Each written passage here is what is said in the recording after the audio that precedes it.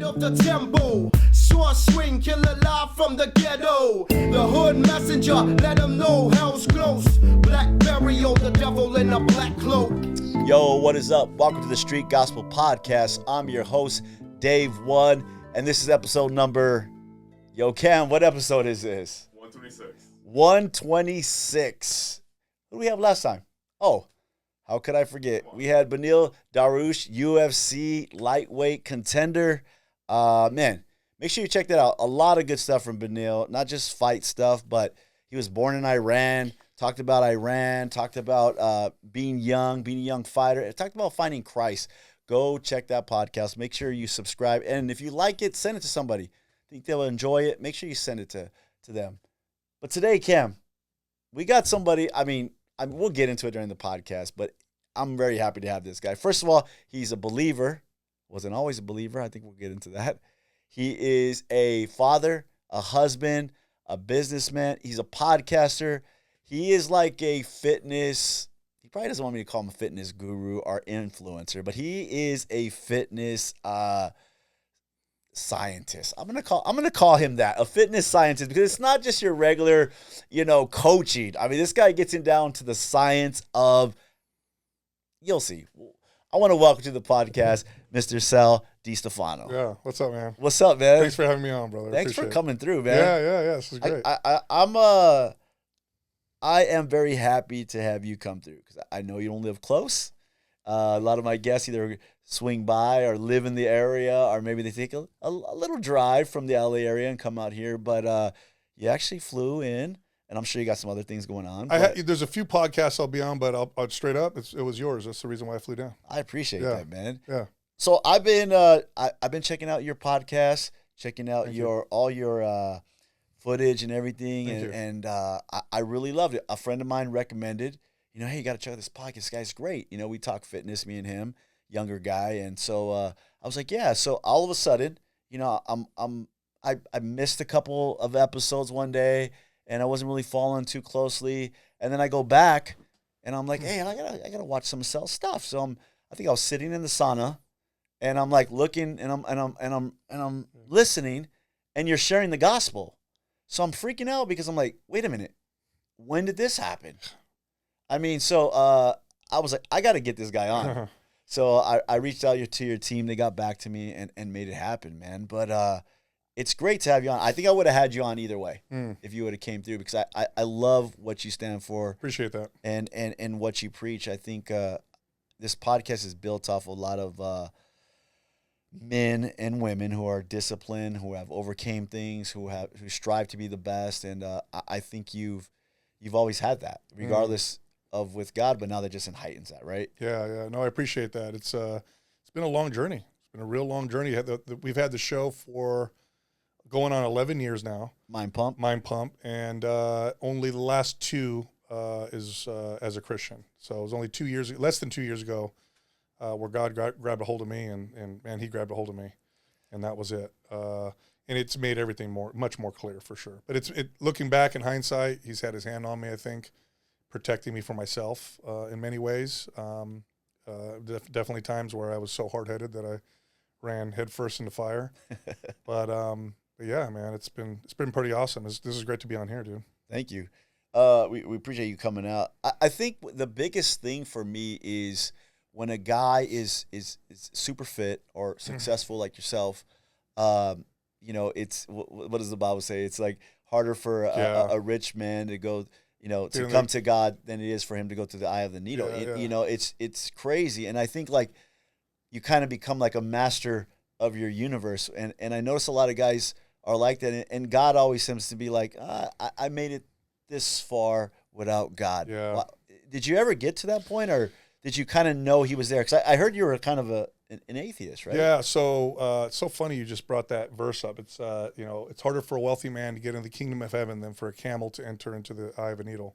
I just talked about that earlier. I got a guy outside right now who's driving me around, and his name's Bill. Every time I come down to LA, I make sure Bill's the guy. He's a great guy. And we were just talking about that. And what does that mean? I think when you're numbed and distracted by the world, by what the world has to offer, it can be harder to reach out and seek God. If you got money and success and confirmation that you're awesome, right? Yeah. Or you think you're awesome, then you're less likely to reach out. And so that was definitely part of my problem. But it did take my world exploding around me for me to finally just, break that arrogance, that pride that I had, and to reach out in desperation to God. And that's when, I gave him just this much space, I opened up just this much, and he grabbed a hold of me, and that was it after that. Yeah, so when they say that it's hard for somebody like you and it's impossible for someone like you to come to Christ, Yeah. and we see a lot of guys like that, I think you're a perfect example of how God just says, no, Yeah. I'm just going to get you. Yeah, when you read that that verse, the a camel going through the eye of a needle, what they're referring to is when you would walk into a town, they would call the entrance the eye of the needle, and it would be like a doorway, and the camel would have to kind of hunch down and squeeze through. So it's not impossible, but the camel would have to kind of contort and twist to squeeze themselves through. And that definitely was true for me. So, I didn't grow up in the faith. We were like, my family's Catholic, but it's more like I was going to say, because you're Italian. It just comes but it's with like it's more cultural. Yeah. We would go on Christmas and Easter. It's like Hispanics. Yes, same thing. But my grandmother was very godly, I'd say that, but you really didn't practice at home. And I was always looking. So I always had this like burning desire to know, like what was out there and what the truth was. And when I was 18, I read a book called God Is Not Great. It was written by a famous atheist. I forgot his name, but it's like one of the well-known atheists. And I read that book, and I was like, oh yeah, it's just the material world. It's science. It's what you see in front of you. Wow. Like, that's it. There is no God. It's fairy tales and whatever. And so I became a very staunch atheist. And at the same time, I had just gotten into the fitness industry. And right away had success in the fitness industry. I remember as a personal trainer, the first day working in the gym, I was shadowing one of the experienced trainers. So the manager's like, hey, follow this guy around, and he's going to do what I call. This was at 24 Hour Fitness, Hillsdale location, 24 Hour Fitness Club, Club 504. And we would do what we call fit starts. So you buy a membership, and then a fit start was like 3 sessions with a trainer where they would show you around a different equipment. And the goal is, you hire a trainer maybe. Right. So I followed him around for, I think it was like 4 of these. And this guy looks at me, he's like, all right, you know what to do, right? And I'm like, I'm a kid. I'm like, I guess so. He goes, I'm going to take off. There's 2 more. Do you think you could do them? I said, I guess, yeah, let's go. So he takes off, and he comes in the next day, and he sees my name on the board because I sold a bunch of training. What happened? Did they just want personal training? Like, no, I actually sat down with him, talked with him. So he's kind of looking at me like, huh? The next day I got more clients, and 4 months later I'm the fitness manager. Nice. And so, here I am, an atheist, and it's like, I believe what's in front of me is real, nothing else. And I believe I'll make it happen. I'll put my head down. Nothing can stop me. It's all about me. I'm the main character in this movie, and I'm just getting confirmation, right? And then that was it. It was a lot of that. It was a lot of that confirmation where the world is telling me, you're a badass. You're awesome. You make it happen. And so I'm doing that. But by the way, looking back, there was still a lot of stuff that wasn't great, but I'm just blinded by this. Young ego too. Just full of it, full of ego. And so I did that, got married young. This was to my first wife. And, I started my own business. I was 23, I think, 22. And then from then I always worked for myself. And just did that for a long time, loved it. I did, this is like the saving grace. I always loved my clients. I always wanted to really genuinely help them, which was good because it kind of helped me do it the right way because I really cared about them. Where did that come from? I do love people. A lot of people don't have that natural ability, or maybe they develop it. But I've always really liked people. I've always really loved people. I've always thought they were interesting, cared about them. My family's very loving. My parents very loving. My father, if you met him, in 15 minutes you could ask him, hey, can you help me, put up a fence? He'd be like, sure. My mom is also very giving. So I kind of grew up in that environment, strong, Italian family, large family. So I guess I came from there. So I just really loved people a lot, did that. And I was married for 15 years, and it just wasn't good. I was only focused on work, and my wife and I were just doing this the whole time. And I was very selfish, minded, like, everything's like her fault or whatever, and I'm just going to focus on work. Anyway, I ended up getting divorced, which was devastating, because I loved my kids, and I was suddenly faced with maybe the reality that I'm not going to see my kids whenever I want, which would crush me. Yeah. So suddenly I'm like, okay, I need to not be buried in work all the time. And during that period of time, I met my current wife, and we just, again, looking back, this was God. But at that time when I got divorced, and this is just 100%, I don't think I've ever shared this, by the way, during those last, years, I would fantasize, like, man, if I was single, I'd be hooking up with so many girls, and this would be like, I just do what I want type of deal. And then boom, get divorced. The last thing I wanted to do was date anybody. Wow. I was just devastated, that mainly because I was losing my kids, or I felt like that. It's like, I'm not dating nobody. I don't want to ever date. I don't want to, for I don't know how long, definitely never get married, definitely never have kids again. I don't want to be put in that position ever again. And I meet my wife, and I didn't, it's funny, I didn't know I liked her. Obviously, looking back, I did. We hung out one day, and we ended up staying up till like 3 a.m. talking. And I remember it was like probably 1 a.m. as we're talking. I don't remember what we were talking about exactly, but I remember looking at her and going, uh-oh. I was like, oh, I think I like this girl. Yeah. So she leaves at 3 a.m. and I'm like, I'm never talking to her again. Like, no, I'm not going to get in a relationship. Well, she texted me the next day, and then we just started dating. And so we were together for a while. She had gotten divorced as well. She was also like, I'm never getting married again type of deal. So we're like, cool, we'll just be together. Yeah. We're just going to be together, never have kids, whatever. And, fast forward, there was a point where she was like, you know what? Something inside of her was like, we're living together. I'm helping you raise your kids. They're with us every other week. It's like we're married. We might as well get married. And I'm like, no way. I told you I'm never getting married. It's not happening. And so we would get in these fights, probably over the course of maybe 5 or 6 months, just these on and off fights. And one day she comes up to me and she says, you know what? Let's just take marriage off the table. Like, you want to be with me? I want to be with you. We're just going to take it off the table. And suddenly I felt the pressure lift. And the next day I was like, oh, I think I want to marry her. Typical man, right? So shortly after that, I said, you know what? I think I want to marry you. She's like, okay, well, we're going to get married. So we should, we're going to have kids. We should do it soon. So we got married and got pregnant like very quickly.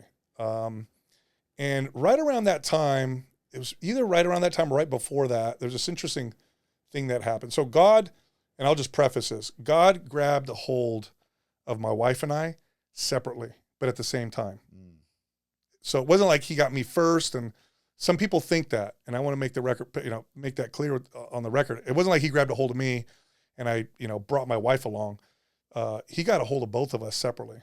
I think that's key, because a lot of times there is, I'll drag my wife along, or the wife drags the husband along, and maybe eventually. But I like when it's like an encounter on your own. Yes. Right? And there's definitely a leadership aspect that men have, and the Bible talks about this. And you see this with the data. If a man comes to Christ, the odds that his family will follow is like 90%. 100%. But that didn't happen with us. So anyway, we were driving in the car. This was before we got married. And at this point, I wouldn't say I'm atheist, maybe agnostic if you really pressed me. Definitely not Christian. I definitely think it's like whatever. We were driving and I had a thought in my head. And the thought was, I wonder what it'd be like to go to church. Right when I think that, she looks at me, she goes, hey, you want to go to church with me? And I'm like, that's so weird. I said, yeah, I think I'd like to go with you. Let's go check it out. My wife grew up more secular than me.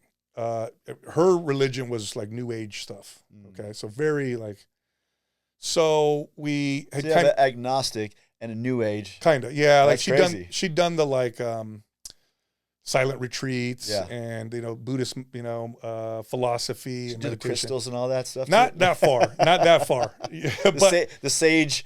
not that far, but you know what I mean? The whole Yeah. philosophy, right? Right. So we'd gone a couple times, but then it didn't really stick. Anyway, fast forward again, we get married, we get pregnant, and then we go through some really challenging struggles. This was right during COVID. My wife had a really difficult labor, very traumatizing labor. That's a whole nother story. And we just went through some really difficult times. And I didn't have, now that I know Jesus, it's like, man, how do you go through difficult times without him? Oh yeah. I don't know how, Me and because my wife talk about that all the time. yeah, it's like, There's times when I feel like quitting and I just go to him. To him. I go to him a lot, but I'm saying there's days where it's just like, how will we get through this? without him? And I feel bad. We wonder how the non-believer gets through life. Well, I tell you what, dude, without the supernatural God, what you're left with is a really good world philosophy, a way of living life. That's what you're left with. Not bad. It's actually a great one if you just follow the principles. But that's not going to carry you through those difficult times. Like you hit with tragedy or death or loss. What you need is God. Yeah. You don't need just a method or whatever. So like here drugs or something, right, right. So here we are, and we're going through some really difficult times. And I'm just thinking, I'm just going to stick it out. I'm just going to weather the storm, because I don't want to ever get divorced again. We have a kid. I'm not going to let that happen. But what that turned into was resentment. She's going through really difficult postpartum, and I'm just going to weather the storm. But, behind the scenes, I'm building resentment, which didn't help. So we went through this really difficult period. And then, surprise, she got pregnant with my daughter. So she got pregnant with my daughter. And right around, I would say, gosh, when did this happen? My daughter's 3. So this was before she was born. So I got to back up a little bit, because this is definitely an important part of the story. I discovered, this was probably 6 years ago. So this was right before even she got pregnant with my son. And this is an important part of the story. I had discovered Jordan Peterson. Yeah. And Jordan Peterson does a really good job of communicating the wisdom of the Christian faith as it applies to this is how Western civilization was built and all that stuff. And so I thought it was kind of cool. So I opened up a little bit to the wisdom. Then I got recommended a show by Bishop Barron through the algorithm. He's a Catholic bishop, and he communicates, I thought, very effectively. And for some reason, remember I'm a fitness podcast. Something inside of me is like, I want to interview this guy. Wow. Really, and I know what it was, but back then it was just like, I want to interview this guy. So we reach out to them, and to our surprise, they were like, yeah, come down. So we fly down to Santa Barbara at the time he was there, and I interviewed Bishop Barron, and then that's when I think I started to feel God pulling at me. I didn't know what it was. What I felt was, I don't know what it is about these people. That's what I remember telling my wife at the time. I don't know what it is about these people. I just want to be around them. And the questions I asked them were kind of genuine. So that's when I think God was really starting to pull at me. So again, fast forward, pregnant, difficult postpartum, struggling. She gets pregnant with my daughter. And during this time, business is doing great. Everything's doing great. But at home, we're struggling. And my daughter, let's see, she's 1. And my wife and I are hitting just some of the worst, arguments and fights. And we get this huge blowout one night, huge blowout.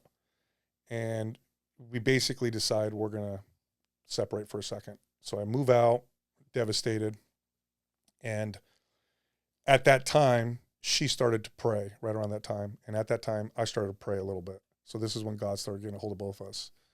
I think he needed us apart. It was too much conflict and focusing on each other, So we separate, and but still, okay, we're not divorced, but let's see what happens.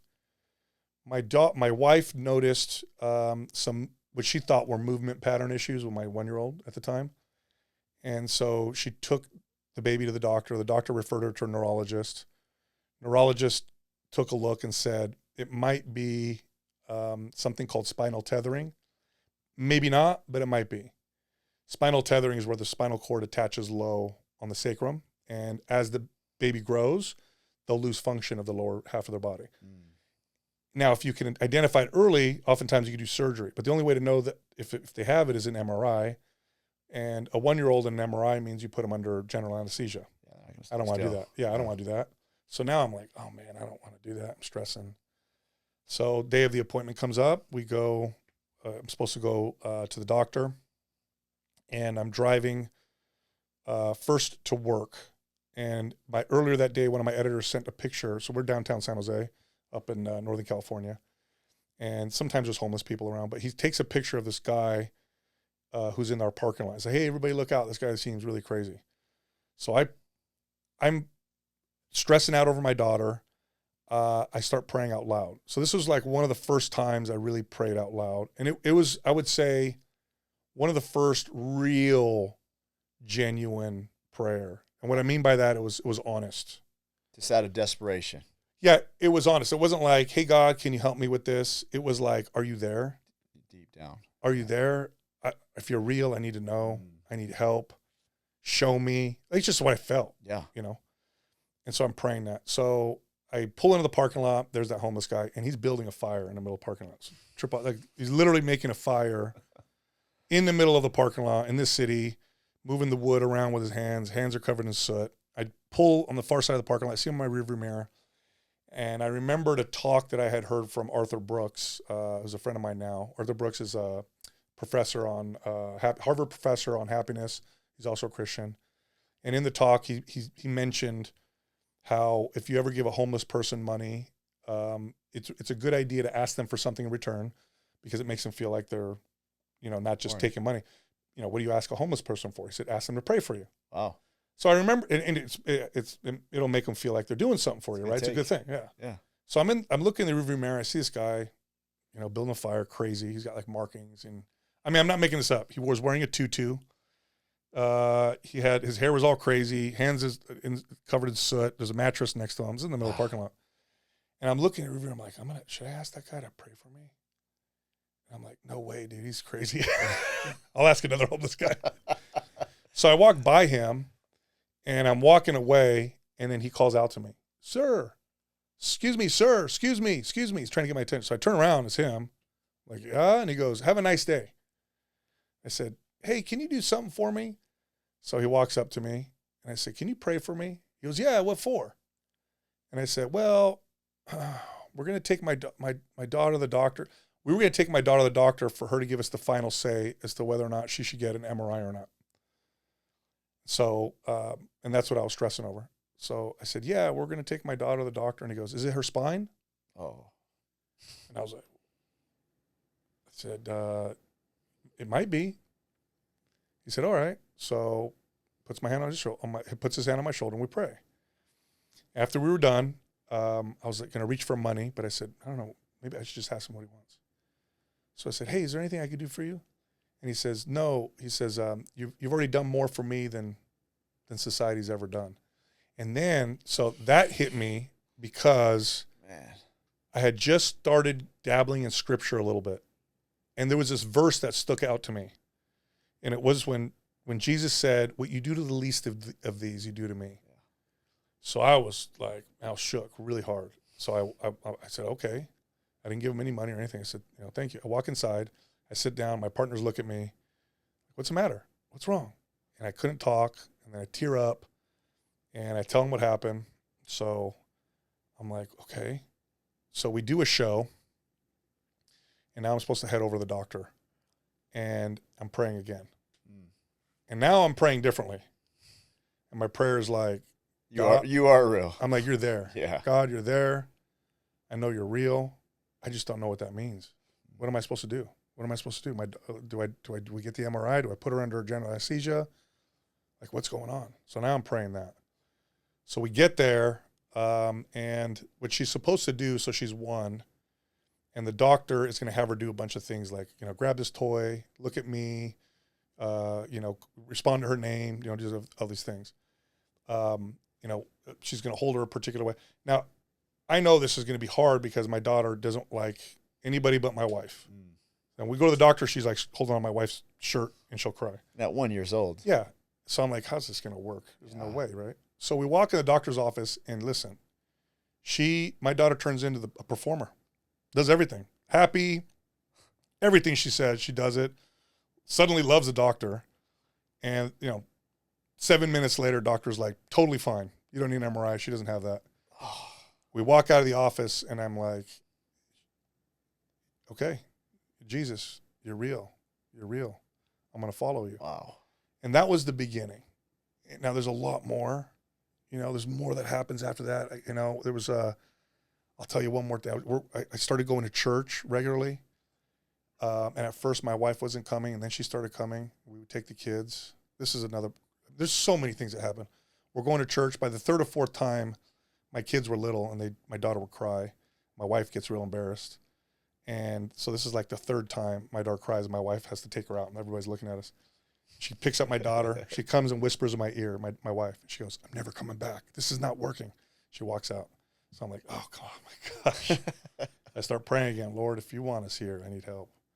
I need help.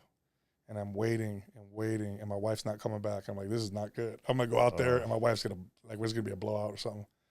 Well, I walk out, and my wife comes out of the bathroom, big smile on her face, and she's like, I just made the best friend. And she talked to this woman who still to this day. Wow. Yeah.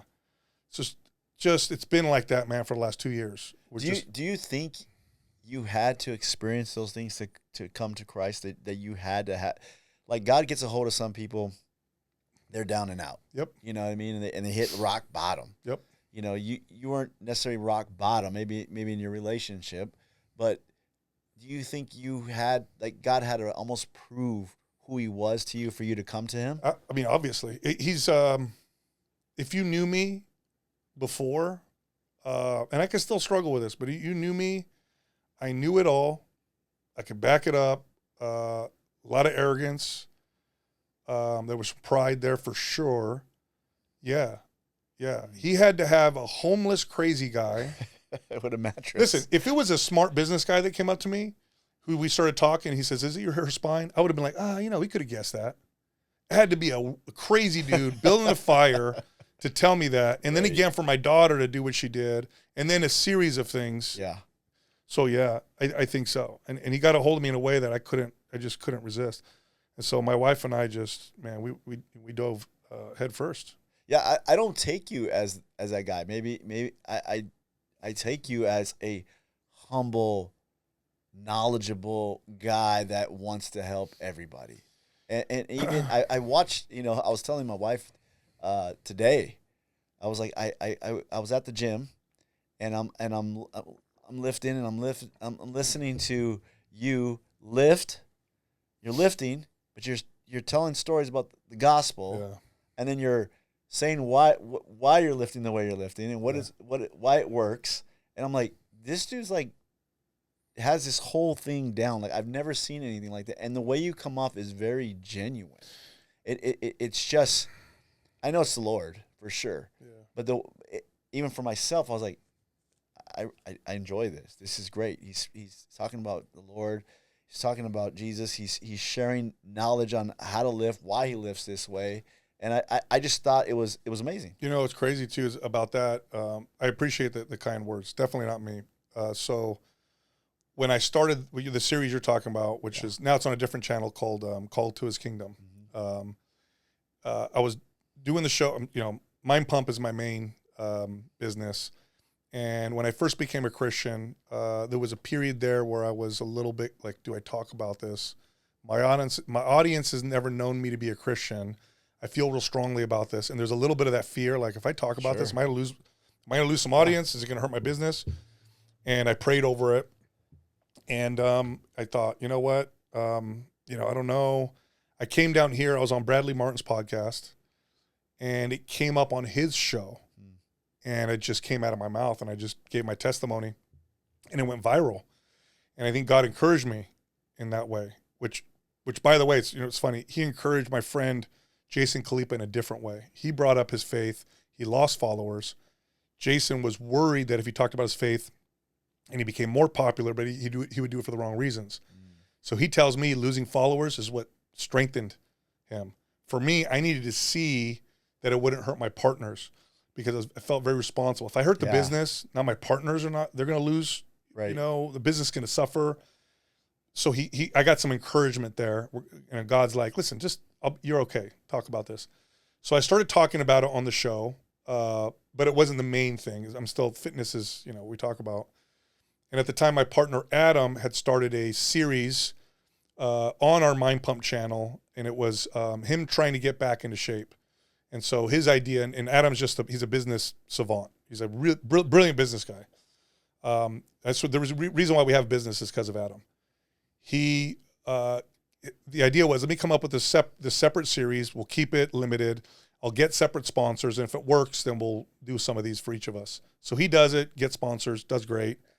Justin's next. Justin does one. His is he made the road to a 315 split press, so overhead, which Justin's that guy's a mule. So he does that. Then they're looking at me like, it's your turn, and I'm like, no, man, I don't want to do one on fitness. At this point, I had really identified that fitness for me can be an idol. And I'm like, you know what? If I do one on working out, it's going to spin me out. I'm just going to go crazy on, hormones. I'm going to go crazy on peptides. I don't want to do that. So I was pushing back. And Adam says, just do one on that. Do one on the struggle with your faith and how fitness is. Wow. So I said, okay, I'll do that. So I started the series based on that. And as I was doing the series, I was really experiencing something I'd never really experienced before, which was I felt anxious and unsure, not confident at all. So, like you saying that's probably crazy, right? It was a weird feeling for me because it's new, right? You live for your whole life, no problem. I can coach anybody. Yeah. You have a business, podcasting, and then now it's like, well, now here's something brand new that you kind of have to learn. But it was so weird, though. It's even weirder than that because I didn't do media up until we started Mind Pump. I was a trainer. I owned fitness businesses. The first day I was on camera, I felt comfortable. Okay, I was always like that. Never felt nervous. Camera, go. I felt good. I remember telling Doug and everybody like this, I'm supposed to do this. So I never had that feeling of feeling like awkward or anxious in front of a camera for whatever reason. Very natural. Now I'm doing the series 10 years after, or whatever, 9 years or 10 years after doing it forever. Suddenly I show up and I go in the bathroom because I feel like I'm gonna throw up. Oh, wow. And I'm like, this is weird. I don't like how I feel. I'm feeling anxious. I feel terrible. I'm losing sleep the night before. I'm having nightmares. Spiritual battle. It's a spiritual battle. A lot of that. Spiritual warfare, whatever, man. And I remember I have a Christian coach. He's a pastor, which we were talking off air. I'm gonna plug you right now. You need to do that. I think you'll do a good job with that. So I work with this guy, Chad. He's really good. He's a pastor. And when I started this walk, I hired him because I wanted to learn more. So at this time, he'd been coaching me for a while, and I told him, I'm like, Chad, I don't feel this is weird, man. I'm anxious. I'm nervous. I feel awkward. I don't want to do this. And he goes, do you normally feel like this? I said, no, not at all. He goes, how do you normally feel? I said, man, I feel like I can do anything. He goes, I think this is where God wants you. I think he wants you. I think he wants to keep you away from that pride. I'm like, all right. So what it is, it does keep you humble. I think if you start sharing the word, or have a platform, or minister, share your testimony, whatever it may be. If you take it the right way, it is huge responsibility to try to preach the gospel or share the gospel, and you're worried. And I do think there is a spiritual battle behind it. You have a ton of followers, a ton of people that look up to you. I watched the thing that was a trip is the way I watched a few of those episodes. The way you went around the gym, like you're sharing. Yeah, they're still working out, but you're telling hi to people. Hey, I seen you. Hey, that person, they've been coming. I see them a couple of days a week now. They look great. But the interaction and still the camaraderie in the gym, even though those people might not be believers or whatever they believe, right? But they still were like gravitating to you in a way. And I think that's the power of the Holy Spirit that just uses us when we allow him to use us. Yeah, and I think too what you're speaking to, I think is really great. Father Steve, he's a Catholic priest, good friend of mine. He also, bodybuilder. And he told me once, he says, the church can learn a lot from the gym culture. I'm like, what do you mean? And he said, gym culture, if you work out, right? Yeah. If you go in a good gym culture, it's the most accepting place in the world. It is. You could walk in there 400 pounds and you're struggling, and the most jack ripped guy is going to come over and like high five you and help you out. Yeah. Like, you could be old, young. They don't care who you vote for, what color your skin is, how much money you make. Like, if you're in there and you're trying, you're in. And if you make anybody feel like they don't belong, you're going to get booted. That's good gym culture. Yeah. And so I just always love that. I always love that gym culture. I always love that encouragement, and owning and managing gyms. I always felt really responsible for the members that were in there, and it was a blessing. It's a blessing because I think God was using something that I loved of the world, which was fitness, and He helped me experience that, through that. Which, by the way, I'll tell you what, I think fitness is a great way to reach people. Yeah, I think it's a great way to reach people with a faith. Yeah. I think especially with young men, they might not be open to being like, hey, you want to talk about Jesus, but hey, you want to get big biceps, but then they got to learn discipline and structure and diet and pain, and next thing you know, they're open to other discipline and structure. So. I think the Lord made it that way. I think I always talk about Paul and all his examples of running, of boxing. He's talking about, I don't just condition yourself, hit the air, I don't just shadow box for nothing. It's always something physical. And I was like, there's a thing behind this. And he says it. He says it's not a it has some value. Like and I always tell everybody, it's in there. It's in the word. He's telling you that physical fitness is good. It has its value. Spiritual fitness is better, but the physical fitness, and I was like, it's the reason why the Lord put that in there for some reason. Absolutely. And I had this question for Bishop Barron way back in the day. It was a genuine question. I was like, how come, with the Catholics, you guys kneel and stand and do all this stuff? And he goes, because you're involving the body, the physical body with your worship. I'm like, of course. Yeah. Of course. You ever pray on your knees? It puts you there rather than, on your back and your mind, Like, get on your knees and pray out loud. Yeah. Like you feel like you're really present. So you move the body. It's a part of, the belief of the Spirit. I think the secular, Father Steve just communicated to me. It blew me away. We think of like the Spirit being inside of our body, but the ancient traditions understand the Spirit as encompassing the body, and it's so much more accurate. Yeah, I think. Yeah, I think it's a whole body. Yeah, I really feel that. I think. I made a challenge to some men, and a few got a little offended because I said there's like if we're men of God, we love God. If we're preaching, there's something about. I'm not saying you got to be jacked. I'm not saying you have to be Sal. Sure. You know what I mean? But I'm saying there's something that other men gravitate to. Like right away, if I see a fit guy, like my pastor's fit, and I'm like, yeah, I know what that takes. Takes discipline. Yeah. And I always feel like the outer, like maybe the encompassing thing that you just talked about, like that outer part, that shows me a little bit something. So when they do say, hey, try to hold me accountable for something, I'm looking at them and I'm like, he's disciplined. He's accountable. I feel like I can, I'm not saying I can't receive from somebody that's not in shape, but I just feel like right off the bat, I'm listening. I'm so glad you said that because, or you brought that up because it's a very important topic. I work in fitness, and what you get a lot in fitness is what doesn't appear to be dysfunction, but is a lot of dysfunction. So, and this is important to communicate because it could go. It's like there's the two ends over here.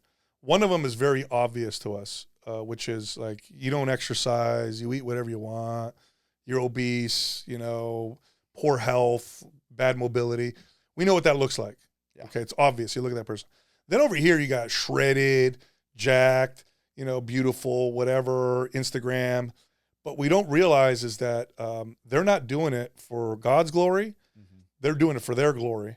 And it can look like steroids. It could look like plastic surgery. It could look like fake pictures. It could look like that's an idol. And so I want to communicate that. This is what I struggle with, Dave. Like, I saw you post that recently. Someone may look at me and say, oh, that guy's, this is a big struggle for me right now because the last 2 years of following Christ, he's changed some big things in me.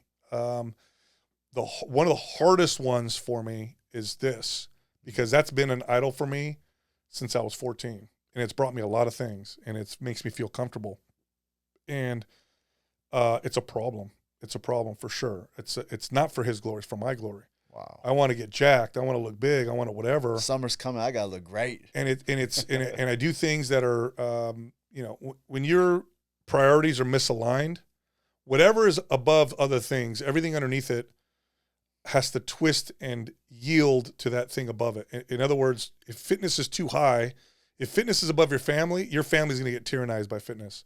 Fitness is God over your family, and fitness is a bad God, right? So it's got to be in the right order. It's like, here's an easier one. You can't put your work above your family. Everybody understands that, right? Well, fitness can go too high too. Fitness is good, but it's not God.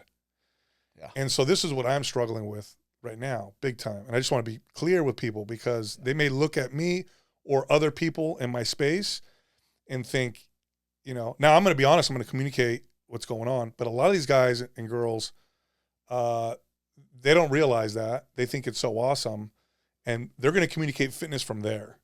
And so you're going to get advice that's going to sound like beast mode, no days off, get jacked, food is fuel, and it's not the complete right thing. And so if you're trying to get fit and healthy, and you're doing it for the wrong reasons, in other words, you have the wrong heart posture, you're like those Pharisees. You're like the Pharisees in the Bible. You're like the whitewashed tomb. Look good on the outside, dead on the inside. Wow. And it's not going to lead you in the right way. Medically, it looks like orthorexia, right? It's like fitness is your life. It's no longer adding to your quality of life. It's not making you a better person. This is what you live for. Coming from you would think that you wouldn't say that. Because that's your business. I'm gonna tell you, man. And now there's a couple things that saved me with that. Is one, I trained a lot of people. Thank God I care about people, because I can train people way better than I can train myself. So I can communicate to you like how you can do it the right way, how not to fall into the traps, how not to go in the extremes. I can do a good job of that because I care about you. Myself is a whole different story. That's very difficult for myself. I think everybody has that, though. I think so. I think if you're right with God, if you're right within yourself, you understand yourself, you're gonna hold yourself accountable. I can't tell this guy this if I'm not doing it. Yeah. You know what I mean? Yeah. And then there's a whole, like you said, there's a whole thing that we do get a little convicted. We do feel like that's a little too much. Yeah. You know what I mean? Like, I can't tell this guy, and I'm over here doing this. Yeah. I think there is, when you admitted that I saw your Instagram post, and I was like, that is like the most realist thing I ever saw when it comes to your body. I do jiu-jitsu. We get these guys, and they're great. They're great at what they do. They're great at jiu-jitsu, and it's just like, look what I done. And it's kind of, it does become an idol. It does become higher than anything else in your life. And I think sometimes as believers, maybe we don't check that all the time. You got the story, and we'll get to that, because this is I think it's a really important topic to communicate. But there's a really controversial story in the Bible, I think, especially for people who aren't Christians. It's when Abraham was asked to sacrifice his son. You think, what are you talking? Like, what's that? Here's a guy who God promised him a son, and he promised him his son was going to be the father of nations. And Abraham waited a long time for this, long time. And finally he has a son. And so it's very easy to make this son like worship your kid. Like, this is it. And so that's what that story, by the way, his son wasn't a baby. He was a young man who carried up the fire with his dad. So it's like he was 15. Yes. And so what God was doing was like, I am God, right? Obviously he had faith. He knew God would make sure this was right. And people think, how could you possibly do that?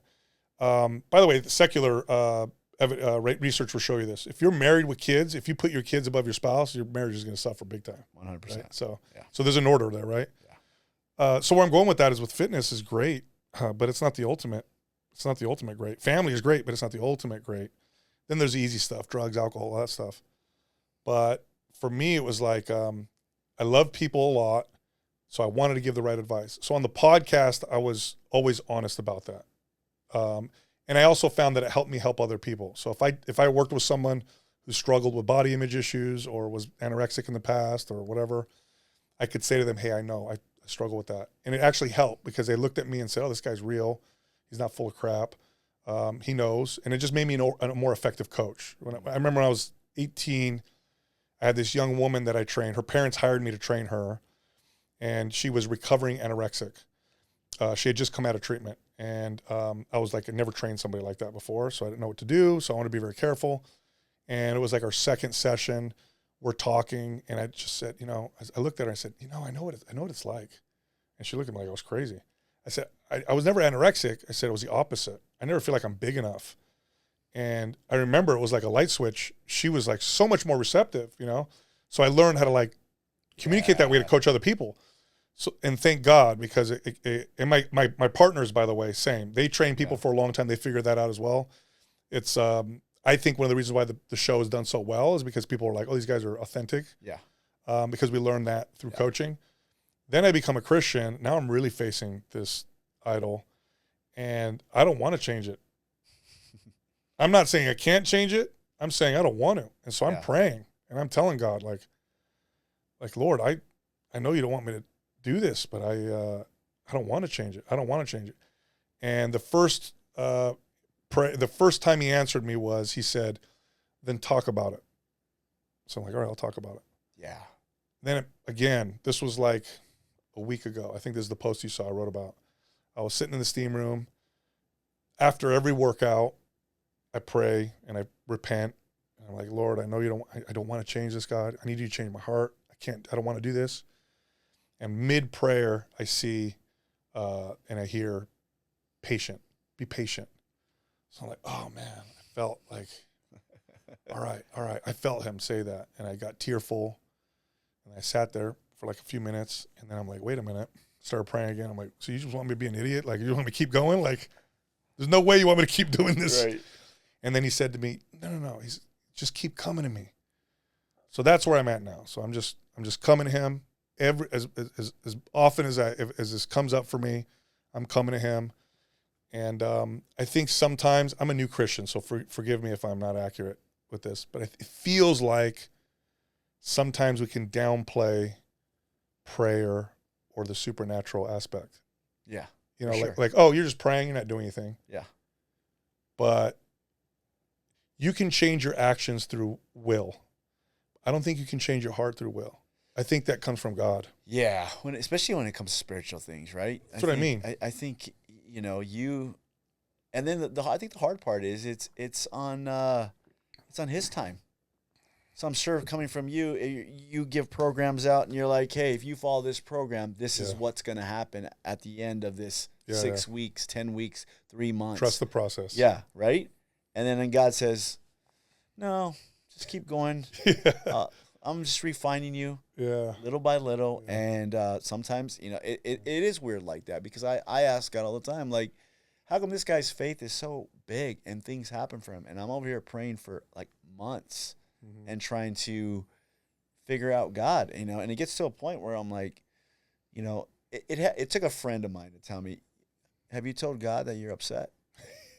And I go, no. And he goes, why not? He already knows you're mad at him. And I go, so I can tell God that I'm mad at him? And he's like, yeah, tell God you're mad at him. And I literally went to my truck and I was like, Lord, I'm mad. I'm mad at this situation. Why ain't you answering me on this? And he didn't answer me right away, but I started my truck up and I left and I felt like better. Yeah. Like I just felt better. It didn't mean that everything was gone. It didn't mean that he answered every prayer, but I felt like he heard me. I have this verse on my phone. I think it's Matthew, if I'm not mistaken. What is it? Matthew 18, verse 3. And he said, I tell you the truth, unless you change, you become like little children. You'll never enter the kingdom of heaven. You know what that means? That means like children are dependent on the parents for everything. Everything. Come to me for everything. Be honest. I already know. Just be honest. Humble yourself. That's what that means. Like you not saying you're mad is you not humbling yourself. Yeah. And so you tell him you're mad, and that's what he wants. He wants you to. And I've experienced heart change like that. Yeah. I struggled with lust, man. That was a hard one for me. And he changed my heart with that. But it was through honest prayer. Like, Lord, I can't. Yeah. I can't do this. This is like, I don't know what to do. I can't do this. I need your help.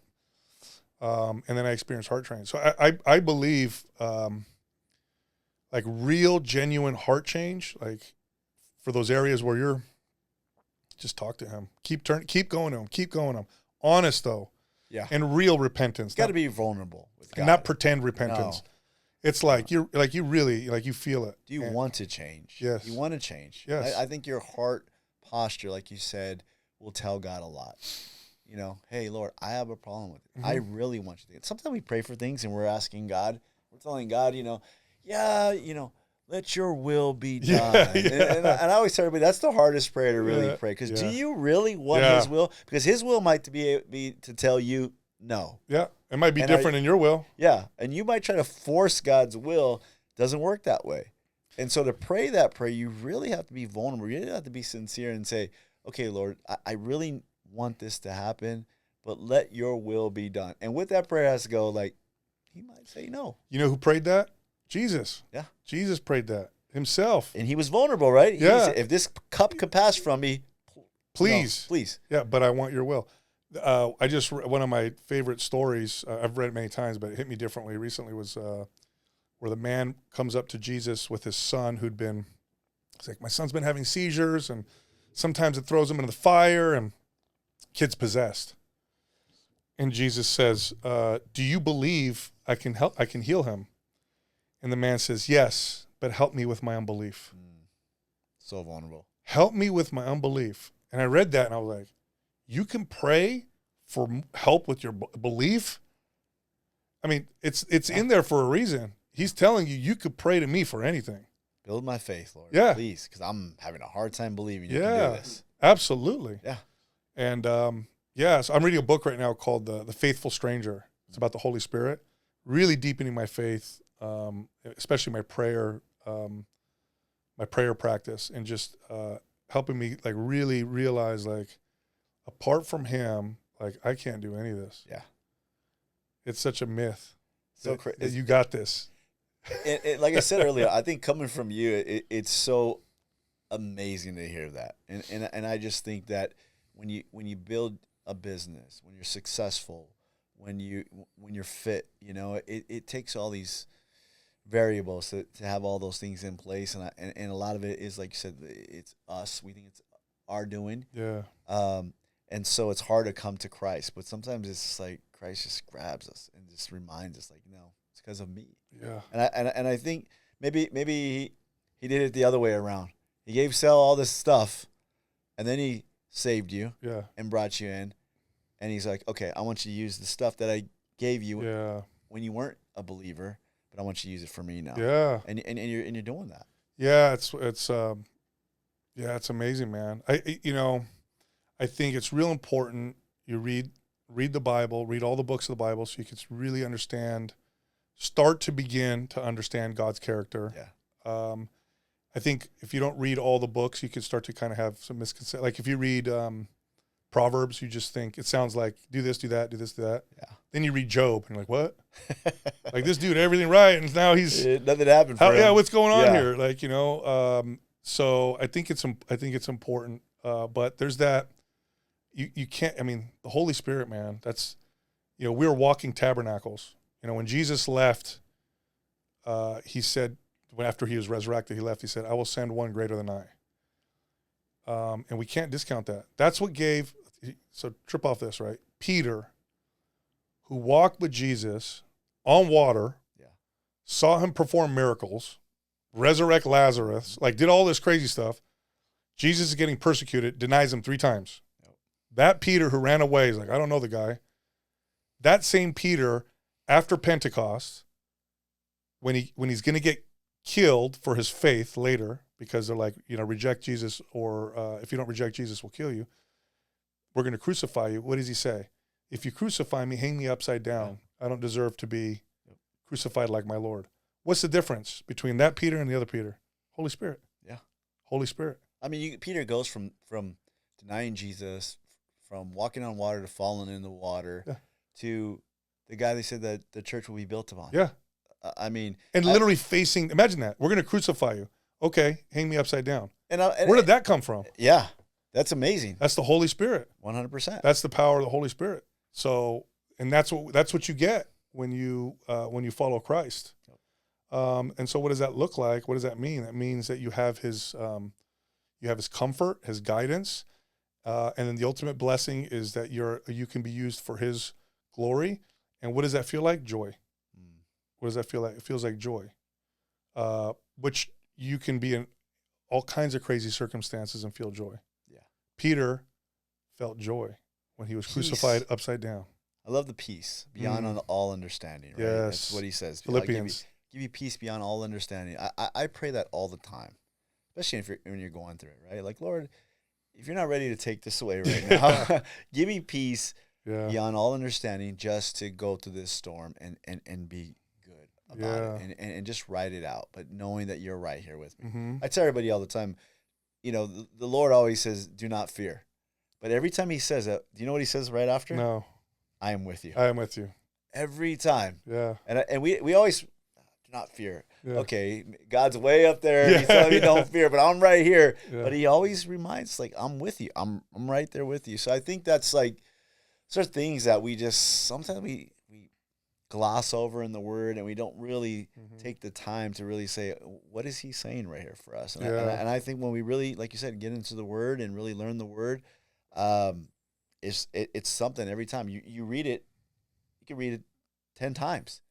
And for some reason, you'll get something else out of it, He'll talk to you. Like when you said the camel going through that anillo, you said, it doesn't mean he can't go through it. Yeah. It just means it's super hard. Super hard. I was like, yeah, that's a good little man. tidbit right there. Yeah, it's I don't know why he grabbed me the way he did, but I feel so blessed, man. I feel so blessed that he did that. I feel so blessed that I get to work in a field that has always felt rewarding. Health and fitness can be a great thing for a lot of people. And I've always tried to communicate it the right way. And now it's much more complete for me, right? In how I can try to communicate it. And I think it's a really important one for the Christian community in particular, because it doesn't seem, it's not an obvious, I don't want people to feel ashamed, but it doesn't feel like you're obviously missing the mark, like if you were smoking weed or drinking too much alcohol or whatever. Like, I eat donuts all the time and I don't work out. Do you feel strongly about that? What about being fit, being a believer and being fit? I mean, you glorify God in the body as well. Because I feel that too, and like definitely. I tell guys all the time, and I don't even tell them in a way of, I do jiu-jitsu, I go to the gym, I try to lift, and I tell them it doesn't have to be that. You can run, you can ride your bike, you can go hit the bag, whatever you want to do, just do something. But I always tell them, like, if we're Christian men, we should be the best in our demeanor at work, and loving our neighbors, That's right. in serving. And I go, but the body part's on the back, and I always say, like, this is what he gave us, like I feel, and then some guys get a little upset with me. I get it. But I always tell them this. I go, if we're fit, we're able to serve better. Totally. If we're fit, when we start getting up in age, our wife doesn't have to take care of us. Mm-hmm. You know what I mean? That's the worst thing. I tell my wife all the time, I stay fit mostly because I don't want you having to take care of me when we're old. I'll take care of you, but I don't want you taking care of me. So there's all these variables, and when I say it like that, then the guys go, yeah, you're right, because maybe they had a dad that was sick early, or are they see unhealthy men. Fitness is the pursuit of fitness will, if you do it right, it will improve every aspect of your life, because a fit, healthy version of you is going to be better at everything versus a less fit, less healthy, and definitely better than an unhealthy version of you. So it's easier for you to serve, to give your time, to perform at work. You're going to be more productive at work. I don't even need to talk about, the spiritual side of it. Just look at the data. If you're fit and healthy, you're more productive, you're more creative. Right. If you're fit and healthy, you're less anxious, less depression. It's the most powerful antidepressant that exists. I mean, the data on it's incredible. It's 1.5 times more effective than therapy and antidepressants. Oh yeah. There's days my wife goes, go to the gym. Yeah. Just come back later. It saves money. You know how expensive it is to be unhealthy, right? Oh yeah. It makes you a better father. It's just a wonderful tool to improve the quality of your life. Period. End of story. Now, it doesn't need to be your life, right? But it's a tool. And this body that we have now, go to the faith side. This is one way you glorify God. One way, and I think it's I definitely think in the Christian community it's a soft spot because it's not as obvious. Like I said, alcohol, drugs, pornography, all that stuff. Yeah. Very obvious, right? Right. But I don't work out and I'm overweight or whatever. It doesn't look as, I don't know, sinful. Now, again, I don't want people to feel shame. No, not at all. Shame is going to, first of all,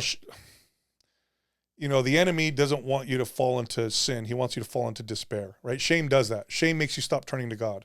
I'm ashamed. Yeah. Right? You know what shame does for fitness? Shame, either A, you become a fitness fanatic and do what I did, which isn't good either, or more often, shame makes you not want to do it. You'll do it for a little bit and then you won't want to do it. And you'll turn to, more, cookies and not exercising. So you have to do it like you're caring for yourself, or better yet, like I'm doing this for the glory of God. And so that'll help lead to balance. And it doesn't need to be extreme at all. It doesn't need to look like a lot. It just needs to look like it started. Yeah. Start slowly. And by the way, like any discipline, it starts one step at a time. If you bite off more than you can chew, you're going to set yourself up for failure. So I tell people this all the time. If you want to get started on a fitness journey, ask yourself, what's one step I can take that's challenging? It has to be challenging because that way it has some meaning to it, but also realistic forever. Not for 2 months, not forever. And you got to really put yourself in that mindset, because if you're currently motivated, you're going to write checks that you can't cash, right? You're going to, if you're motivated today right. and you're like, yeah, I'm working out 5 days a week, 2 months later, your motivation's gone and you're done, right? Yeah. So you got to say, okay, what's one step I can take that I think I can do forever? And I don't care what that is. It might be like, I'm going to walk 10 minutes every day. Okay, good. We'll start there. That's it. Do that. Do it until it's a part of your life. And then ask yourself that question again. What's the next step I could take that is challenging, yet realistic for the rest of my life? And what you'll find is, over time, the gaps between those steps shorten. So as you start to develop the skill, what might have taken you a year, you might have walked 10 minutes a day for a year before you made another step. Yeah. And then you make another step, and the next thing you know, 3 months later, you're ready to take another step. So it actually scales up quite quickly. But take those steps, and what you'll find is 10-minute walking will turn into 10 minutes of walking plus 1 day a week of strength training. Then that turns into, I think I'll watch my sugar intake. Then that turns into, I think I'll do some hiking on the weekend with my wife. And that turns into, you know what? I think we should eat more protein. And then, let's just stick to whole natural foods. And then next thing you know, you've got this discipline, right, and you've got a good relationship with it, and your heart posture changes. Yes. Let me put it this way. Somebody who enjoys exercise and eating right never has to worry about not doing it. Yeah. So the idea is, how do I get to that place where I enjoy doing it? Where it's a lifestyle. That's right. I think a lot of people get it trapped in, like almost what you said, where it's a diet. Mm-mm. I need to do this diet. Yeah. No, it needs to be a lifestyle. It can't That's just be a diet, because a diet's temporary. Yes. It's to me, it seems like a diet would be temporary. But a lifestyle says, this is how I'm going to eat now. Well, so food is an interesting one, man, because if you grow up in modern society, your relationship with food is twisted because, number one, you've never probably felt hungry, even though you think you are. You probably never went a day without food. Not in America, no. Yeah. So we really understand is cravings, and what you typically value the highest is what's called palatability, because you're surrounded by crazy amounts of choices of food. It's super available, and so the value that you've placed on palatability is so high. It's like, how much do I enjoy eating this food? And that's the most valuable thing. So like you go out with your friends, what are we gonna have for lunch? You're like, oh yeah, that sounds good. That sounds good. So the problem with that is not that palatability is a bad thing. That's a real value. Enjoying food's a real value. There's nothing wrong with enjoying food. God made it enjoyable for a reason. Okay, so there's nothing wrong with that. But if you don't have a relationship with the other values, that's what's going to rule you. So what you need to do is start consciously developing a relationship with food where you start to become aware of the other values. How does this make me feel? How's my energy? How's my digestion? How are my workouts? How's this affecting my sleep? And you have to start with it consciously because it's not going to happen automatically. Right. You're not going to just naturally develop this new relationship with food. So you got to think to yourself, okay, well, how does this make me feel? When I eat pizza, tastes great. How does it make me feel? Man, I want to lay down on the couch afterwards. Right. It makes me lethargic. Say that to yourself, man, pizza makes me lethargic. Okay. Yeah. And then when you eat something healthy, it's not enjoyable to eat as much as pizza, but how do I feel? Man, I feel like I could go clean the house. I feel like I could go do yard work. I could go to work.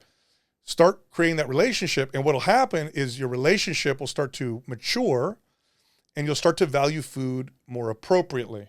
Wow. And what that looks like is sometimes me and my buddies go out and have a beer and pizza. Most of the time I don't. Yeah. Because I have a much more complete relationship. Right. But you have to seek it out and consciously develop that new relationship. And it'll happen. It definitely will happen. By the way, food companies understand this. They're always trying to create a relationship for you with their food, right? Like if I tell you right now, Corona beer, where do you picture drinking that? The beach. Yeah. Who did that? They did. They did. Yeah. Right? If I tell you popcorn. Movies. They did that, right? Pancakes. Breakfast. Yeah. Yeah.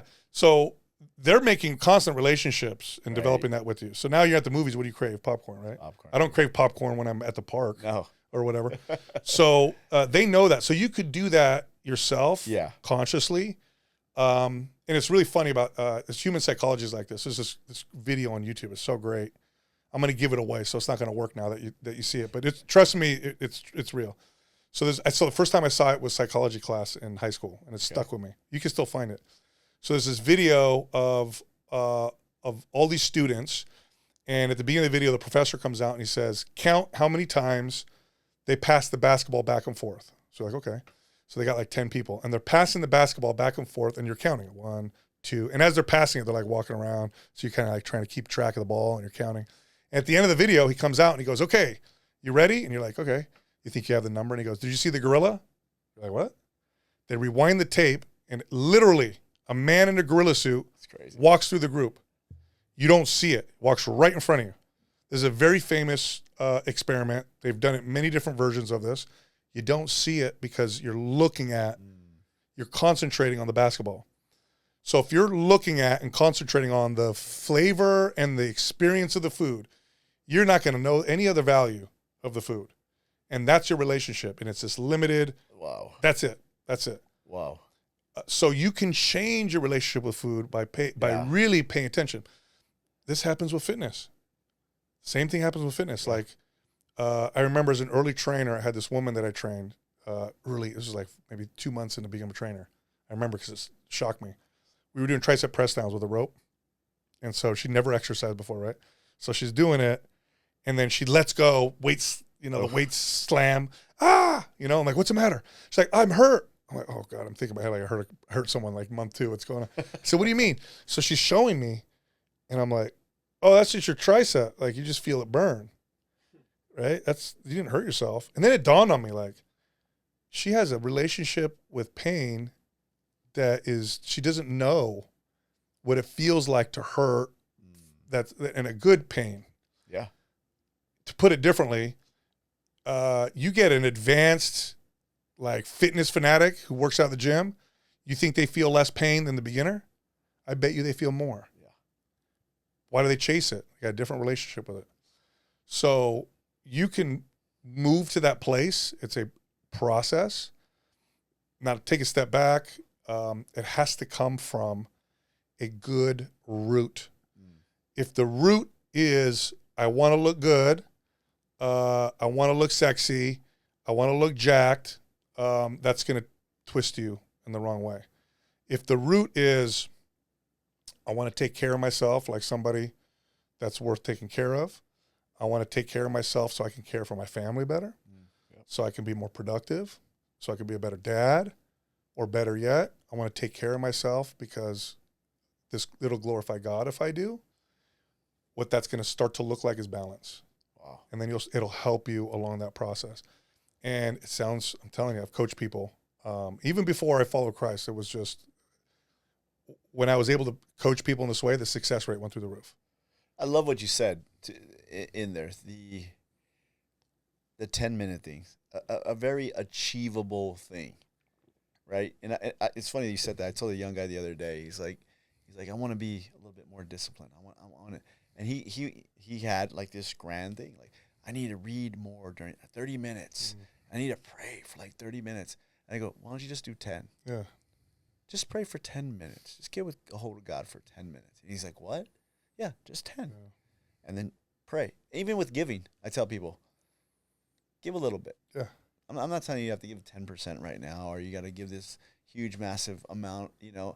Just give and see what God does. Just pray for a little bit. And then the whole thing with being conscious.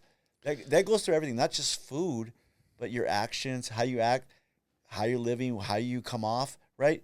Be conscious of what you're eating. Be conscious of how you're acting. Bro, I gotta tell you the craziest, just along those lines. I had set, I would pray at the end of the day, beginning, morning, in the evening, and I noticed it started, because you reminded me of this, it started to get a little bit like, thank you for my family, thank you for my work. It's like repeating the same thing. And I was like, you know what? It's starting to get a little formulaic.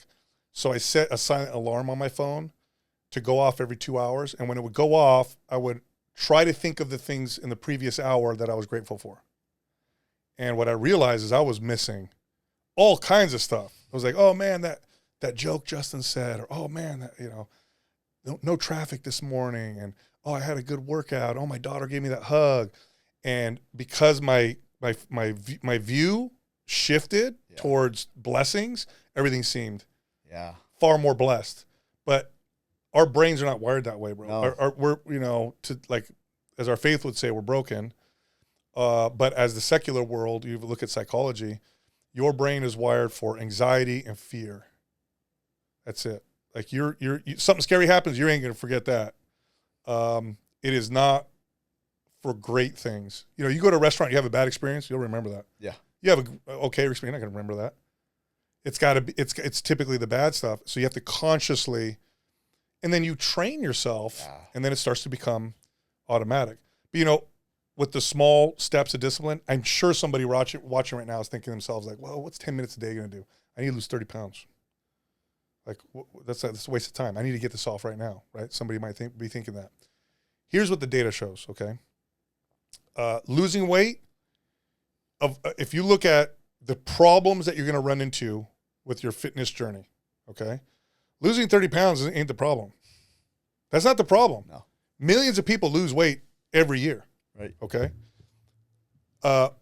Almost 100% of them gain it back. You know what the problem is? They can't keep it off. Yeah. So let's look at the problem like this. Not I need to lose 30 pounds, but I need to figure out how to keep it off if I can lose it. So what should we work on first? The losing 30 pounds or the building the skill, the discipline, and the behavior? That's where we start. That leads to success. Losing 30 pounds will not lead to success. But if I slowly build the discipline and the skill and the relationship, then the 30 pounds will come off eventually and it ain't going to come back. Yeah. So although 10 minutes a day, what's that going to do for you for weight loss? Probably nothing. You'll feel a little better. But over time, as I described earlier, you build these habits and it'll come off. You'll start making those steps. And then next thing you know, however long it takes, it's going to come on. It ain't going to come back. Your odds of success are phenomenal. Otherwise, your odds of success are almost 0%. And you can look at all the data. It all shows us. Such great parallels, spiritually and physically. Isn't that crazy? They just go along it's together. Because all truth is God's truth. That's why. So what's true with him is true with everything. But yeah, if you if you really can approach it in that way, then you're going to be successful. Now, if someone's listening and they're like, okay, I think I want to do that, but I really want to make sure that this works. The best thing you could do is find a good coach or good trainer, a good one. There's a lot out there, but find one that's good, like a good pastor or like a good, faith mentor could really help you develop your spiritual maturity. A good coach or good trainer can help you on this. Like if you're, how do you find a good coach? What are some telltale things that we can? First off, if they don't do an assessment before they train you, that's like going to a mechanic and not checking your car. So if you just meet with a trainer and start working you out, that's a big red flag. If you feel better at the end of your workout than you did at the beginning, that's a good one. That's a green flag. If you leave your workout and feel like you're going to throw up or like you need to crawl out of there or like you survived, that's a red flag. That's actually not a good workout. Really? Yeah. You need to feel better after. Look, let me ask you this. You do jiu-jitsu. How long have you been doing that for? 14. Okay. So a long time, right? Yeah. There are those occasions when you're going hard and you leave and you're like barely moving. Yeah. But most of the time, it's not like that. If you train like that, where you beat yourself up every time, you wouldn't be able to do it for 14 years. No, not at all. No. So Especially now. no way. The majority of your workouts are, you're going to leave feeling more energy and better. There are going to be those occasional hard ones. But if you're just getting started, your trainer beats you up, get out of there. That's a red flag right away. Wow. You want experience is more valuable than education. They're both valuable, but a trainer who's been training people for a long time, 10 years, they're typically, the odds are that they're good, and far higher odds that they're good than a trainer who's got like all these degrees or whatever, but doesn't have much experience. You want a trainer that makes you want to show up. You want a trainer that you want to hang out with, because that's what's going to be if you work with this person for a while. And you want a trainer that where when you mess up, that's the first person you want to go to. If your trainer makes you feel like you want to hide that you messed up, not a good trainer. Not a good trainer. Good stuff. Yeah. Almost the same for like a pastor. 100%. Right? 100%. Or a leader, or somebody you want to be accountable to. A good trainer is a guide. Yeah. A good trainer is a guide. So it's like you're walking through the dark forest, you got your hand on their shoulder, and they're just going to be guiding you the whole way. And they should meet you where you're at. There's definitely a component of honesty, motivation, but they're going to meet you where you're at. I think there was somebody was saying that, I always think about this, and I remember when I was younger and Magic started coaching the Lakers, and he would be frustrated. And I remember a commentator or somebody was commentating on his coaching, and he got frustrated with the team. It didn't really work out. I think he did like 18 games, and he was like, "Yeah, I'm done. It's not for me." And he did player coach for a little bit, but they were saying that he was not a good coach because he couldn't comprehend why these players couldn't do what he did. Yeah. And I think a lot of times that doesn't always make a good coach. Like a star guy or the biggest guy in the gym doesn't always make the best coach because he can't always relay the message. No. And he might be wondering, how come this guy can't do it? I did it. Yeah, no, like my aunt, she was just talking about she wanted to work with a coach, and she's in her late 50s, and she's got some pain. And I said, find a trainer who's got a lot of experience working with people like you. Because if you get some fitness fanatic who's never worked with, she's going to beat you up. Yeah. And she's going to think the reason why you're hurt is because you're lazy, and the reason why you didn't show up is because you're lazy. So you want to have that experience. I remember there was a turning point, because I was not a great trainer early days, right? I had to learn all this through failure. So I would say probably the first 7 years I was a crappy trainer. And then I started to figure it out, because I'm like, why isn't this working? Why aren't people like staying in shape? Like, what's happening? But I remember there was a turning point where I had a client. I would have a client call me, and they'd say, "Hey Sal, I'm really tired today," or, "Man, I hurt my knee over the weekend. I know we're not supposed to work out today, but can I come see you?" That was a big difference, because before that it was like, "Hey, I'm real tired. I'm gonna skip." Now it was like, "I need to come see you." Right. And that's when I was like, oh, this is different. Yeah. And it was because I was being much more effective. Early days, I'd have clients that would hide things from me. You know, they don't want to tell me that they ate wrong because, you know, early days, I'd make them like, no, you got to eat better. Like, you got to have discipline. Later on, I'd be the first person they would tell, hey, man, I really struggled. I binged on this whatever. And then I said, oh, man, now I can coach them more effectively because they can come to me. A good trainer extends grace, a lot of grace. You're right. There's a lot of parallels. Yeah. It's grace. If you've struggled with your weight, you've struggled with your fitness, this is just a challenge. You've been, dealing with this for decades or years or whatever. You probably already feel a lot of shame around it. You probably already had a lot of failures around it. A good trainer will extend grace because you probably won't give it to yourself. Wow. Oh man, I did it again. I messed up again, man. I missed the whole week, or I ate, that whole pizza or whatever. And a good trainer is gonna extend grace. Like, listen, man, that's what you're gonna mess up. I love You're gonna mess up, and that's all right. We're gonna get back on it. Right. And maybe we took too many steps forward. Let's take a smaller step this time. Yeah. Or hey, maybe the diet's too much right now. Let's just focus on working out. Right. We'll work on diet a little bit later, and that's totally fine. It takes people however long it takes. Yeah. And it's like, okay, I want to go to that person. That's a good trainer. I love that. Let me ask you this, Sal. I mentioned this early on when I introduced you. I love because you always get into the science of things. Why should I lift this way? Why we do it this way? What you need to do. I think you were talking to a guy. I was watching one, and he said he had some belly fat. 9%. I think it was like 9% body fat, but in his belly, he couldn't lose it. And then it was like right away, you had an answer. Like, you were like, hey, you got to work the muscles there. That's probably what's happening here. You can get as lean as you want, but you're going to have that little pouch there if you're not working your abs. Are you working the abs? And he was kind of like, not really. I'm going to send you this. There's a science behind that. And I love your show because that's what you talk a lot about. And it's very, very interesting. And I'm like, oh, that makes sense. But in the day of science, does the science of all these supplements, counting macros, all this different stuff that we know that does work, is there still a bottom line of you still got to put in the work? I think you said you said today I'm gonna do a bro workout. Don't you have a saying like that, something like that? Like, does it still come down to I got to do this? So the scientific application of exercise and diet and sleep, very important. But you also want to combine it with experience and the real world. So let me explain.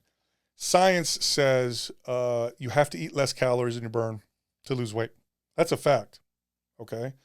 So you could go count calories and try and cut your food intake by 500, 600 calories. That's what science says. Here's what experience says, or world. This is what my experience says. That's not going to work.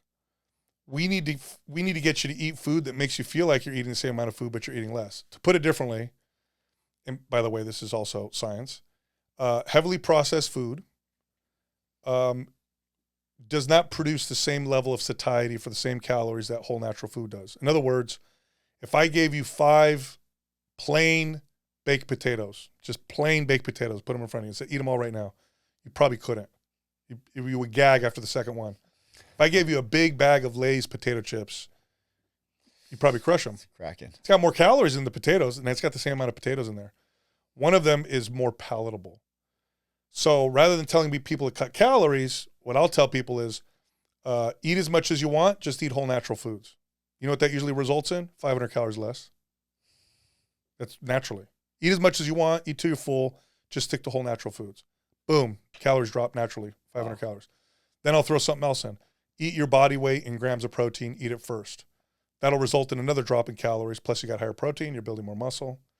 So I think it's the experience and the science and combine them. And what you want to do is you want to take steps that lead to lots of downstream effects rather than having to worry about 18 different steps. Yeah.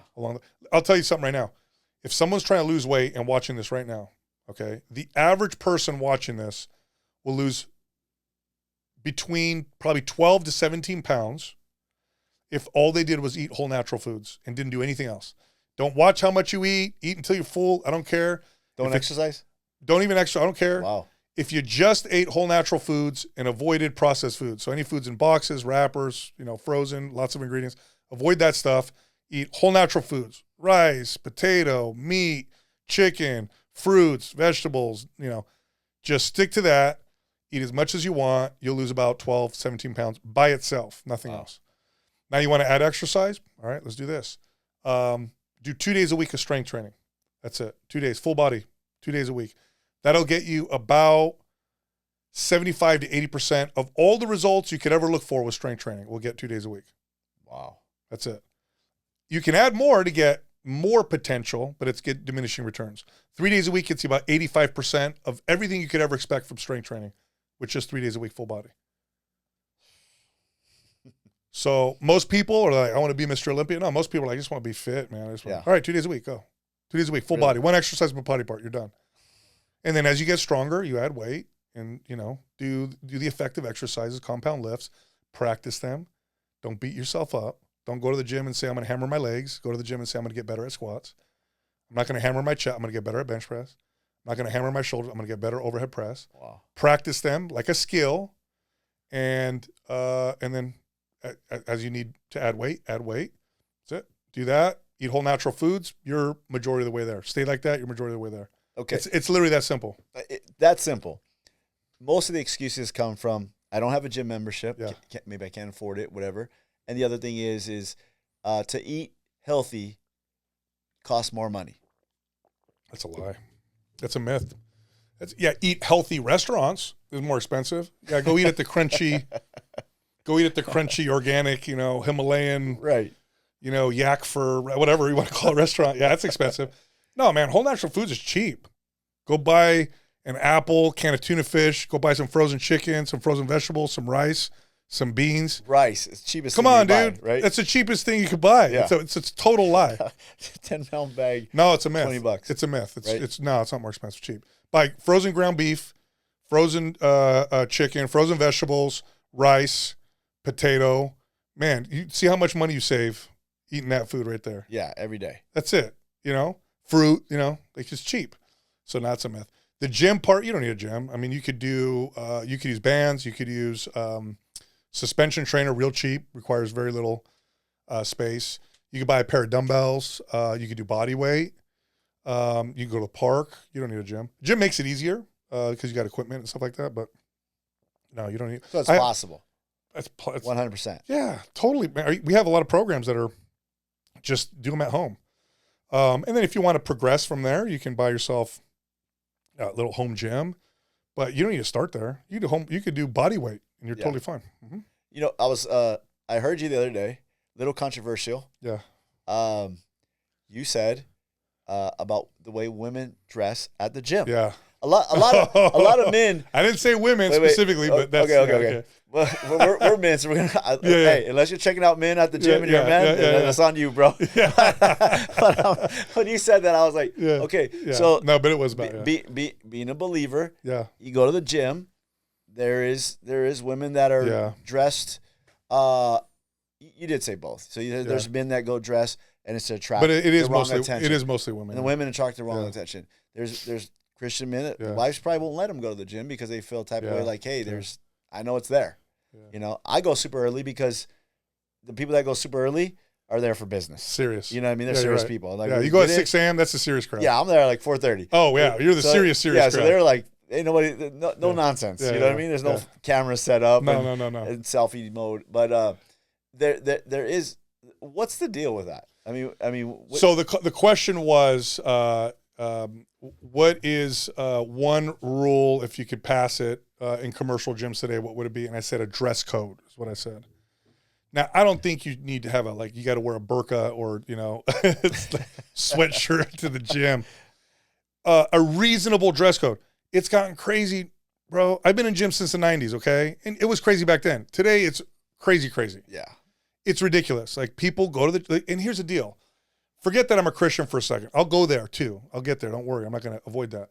But good gym culture it's focused on fitness. It's not focused on picking up on each other, check me out. I got tons of perfume on or cologne on or makeup and we're flirting. It's like, we're here to work out. Okay. Yeah. That's good gym culture. Good gym culture is inviting. You know, a middle-aged woman wants to come work out. She feels like she's okay. She walks into some gyms. She's like, I'm out of here. Yeah. I would bring my 13-year-old daughter into a gym with good fitness culture. There's some gyms I walk in with my daughter, walk out. Like, I don't want you, around. That's not what the gym culture is about. Yeah. It's gotten crazy. And let's be honest. This is where it just makes me annoyed. Let's be honest. If you dress like that to go to the gym, it's because you want people to look at you. Yeah. Don't lie to yourself and say it's for me. Right. No, it's for me. I like it. No. It's because you want people to look at you. And then if they make a comment, you get mad. By the way, it doesn't give them any right to make a comment. I think you got to control yourself. But you want people to look at you. Yeah. That's why you dress like that. So let's be real. So I think, in my opinion, I don't think we should pass a law or anything crazy like that. But if I opened a gym today, I would put a reasonable dress code, which looks something like no midriff bearing clothing, tank tops fine. Like nothing crazy, right? You can't have your butt hanging out. Yeah. You work on shorts and tank top, like whatever. But none of the crazy stuff. And I bet you most people will be happy. I bet you most people are like, oh, thank you. Finally, I could work out at the gym and not feel weird or whatever. Because that quantity of people that dress like that is very low compared to the overall population of the gym, right? Yeah. But it seems like it affects more the cameras and stuff like that. It just gets out of control. It's just, I think it's just getting a little out of hand. Yeah. And look, now here's the Christian side. Okay. Someone asked me the other day, what's one of the biggest changes to you since you became a Christian? And I had to think about it because there's a lot of changes. One of the biggest, but then it dawned on me, I have a filter now. The world becomes much more clear. Yeah. I can see now, not perfectly, but much more of, oh, that's the enemy. That's the world. That's God. It becomes much more clear. Yeah. The enemy has done a really, by the way, let's not pretend that we can outthink the enemy. He's been around before us. Yeah. He's been watching us since the day one. Yep. He was the great deceiver. He deceived a third of the angels. Mm-hmm. So don't think that you're going to outsmart him. He's done a brilliant job of sexualizing the heck out of the world. Yeah. And making it pretend like I think it's normal. Yeah. Like it's just normal. No, it's not. No, it's not. I grew up in the 90s. You know how many thong bikinis I saw at the beach? I didn't. Go to the beach now. Thong bikinis there. All of a sudden, it just gets more and more and more sexualized. Pornography is so common now that pornography terminology is mainstream. You hear it in movies and it's this crazy over-sexualization, and it's been happening for a long time. Don't get me wrong; it's not like it just happened now. Yeah. But it's a sliding slope, and it's just going this way. It's going now. Keep going faster. It doesn't end. It doesn't end. Right. It's getting more and more to the point now where I just saw a TED Talk where the scientist came on, and no joke, and said that pedophilia is a sexual orientation. Yeah, and that's where it went. I mean, I was talking. You watch Gladiator, yeah, right? And the Joaquin Phoenix's character, yeah, right? Yeah. He's kind of coming on to his nephew. Yeah. So I read a little bit about that story. It's actually a real person, right? And it says that was true. Like, and then somebody was like, I don't understand that. Like, he's just a pedophile. I said, no. Here's a guy that had every woman, that he wanted at any time. Had probably in history they said went for men too. Mm-hmm. Had every man that he wanted. Then it gets weirder because he just the perversion, lust feeds itself, goes even deeper, and that now it's like, well, I had all this, it's not satisfying anymore. Now it goes to the children. Yeah, before the Christian faith, pedophilia was normal in the world. Yeah, so was incest. Mm-hmm. So you ever read the Old Testament? Look at all the laws. Yeah, and you're like, man, did they have to say that? Don't have sex with animals? Why are they saying that? Yeah, because that was practiced like all over the world. And you look at the history of, the Greek Empire, Roman Empire, like it was all like normal. It wasn't until the Christian faith where it was like, no, that's not good. Yeah, set a standard. But yeah, my point is that the sexualization is just gotten crazy. And so I think a reasonable dress code in a gym, again, I don't think people should be forced to wear burqas and all. I think that's excessive. but something reasonable so that, Sal's going to have a Sharia law at his gym. no, moms and dads can go to the gym and feel like they're there. The Everybody's there to overall work out. The overall culture Yeah. is better. It is better. But some people were just like, I saw some comments on it. Well, if you can't control yourself, then that's your fault. I'm like, it's not me. It's not me. I'm just saying, if I owned the gym today, I would do that. And I bet you I'd sell more memberships because of it. I think a lot of people want that. I think so too. I think a lot of people want to just go work out. Don't have to think about anything extra, or this chick's bending over right in front of me. We're just going to get my workout in, man. I got to go over here because I don't want to be right here.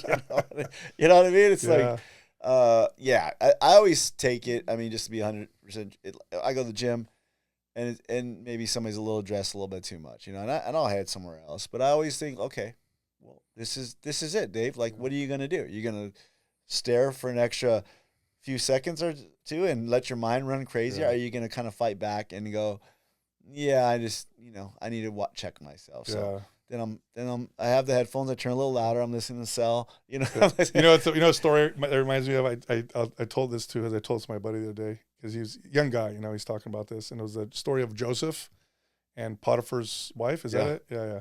He ran. Right. He wasn't like, I'm going to fight. He ran away. He ran the opposite direction. So I'm going to go over here. I told this, he's a young guy, and he's in the dating world, and he's like, how do I deal with lust or whatever? So, hey man, you just got to run sometimes. Right. It's funny.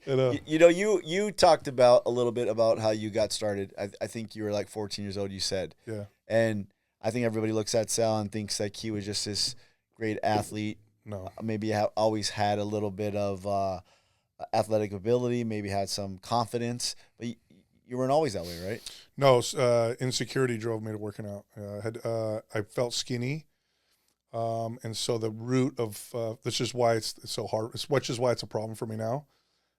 Is it started with this insecurity of feeling inadequate. So I started lifting weights to try to get bigger, and that's where it started. It's 100% where it started, and that's where it stayed for a long time. Like I said, if training people really helped, because I could see the other side of it by trying to help other people. But that's where it was, and it's where still a piece of it still lies. Isn't that feeling that kind of like it's armor? It's just a secure armor because there's an insecurity there. What's the good part about being in shape, like that armor? Well, I mean, we know it. You feel good, look good, you might get compliments. That's all surface stuff. But what are some good things about that? I mean, there's a lot of good things. I mean, if you do it right, your moments of inspiration increase. This is all based on data, right? You're gonna have more moments of inspiration. You're more creative. You're more resilient mentally and physically. If you get hit with chronic illness, you're less likely to be crippled by it. You're more mobile, and you're independent. You mentioned getting older, even though you're young. But one of my favorite things about older members who work out is they're so excited to tell you how old they are. You ever notice that? Like a 75-year-old that's fit, can't wait to tell you they're 75. That's true, Cam. Isn't that funny? Yeah. It's because it's like it's like, I'm 75. I can't wait to tell you. My grandpa's like 86. I still drive. I still ride my bike. I go for a walk. And I'm like, okay. Yeah. So if you look at if you compare your son's 25, right? Mm-hmm. You look at a fit 25-year-old and one that's not fit. There's a difference. Yeah. Look at a fit 75-year-old and one that doesn't work out. That's a different animal. Difference. Yeah. This one over here, independent, can do everything, healthy. This one over here, 15 different medications, can't do a lot of things for themselves, probably needs help moving and. Yeah. So, I mean, it's like the difference starts to become larger and larger. As you get older? Oh, yeah. A fit 80-year-old is it's like another animal completely. So, it does everything. It makes everything better.